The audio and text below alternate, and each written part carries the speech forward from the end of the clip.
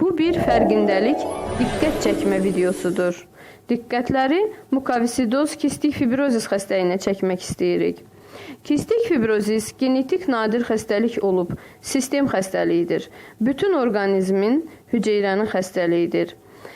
Xəstəlik yaşam boyunca daim müayinə, müalicə tələb edir. Ölkəmizdə diaqnostikası yox dərəcəsindədir. Çox zaman bənzər xəstəliklərlə yanlış salınır. Körpənin həyatının ilk günündən düzgün diaqnoz alması həyatı yaşayır.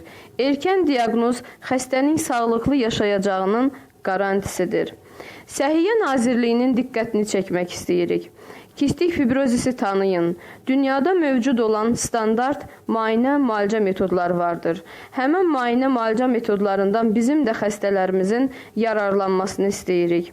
Sağlıq ocaqlarında çalışan pediatrlarımızdan istəyimiz kistik fibrozisi göz önündə tutaraq diaqnostikasına önəm vermələrini, diqqət çəkmələrini istəyirik. Beləliklə xəstələrimiz ucqar kənd yerlərində olsalar belə aşkarlanarlar, müayinə olunaraq düzgün, sağlıqlı yaşaya bilərlər.